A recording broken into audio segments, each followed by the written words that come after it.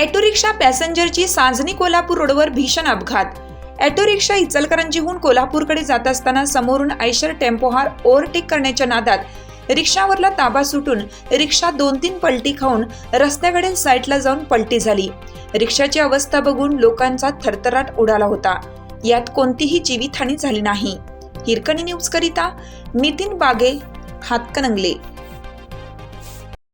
चालू घडामोडींचे अपडेट्स जाणून घेण्यासाठी आपल्या हिरकणी न्यूज चॅनलला सबस्क्राईब जरूर करा. लाईक करा, कमेंट करा आणि शेअर करा. बेल आयकॉनवर प्रेस करा आणि नोटिफिकेशन्स मिळवा.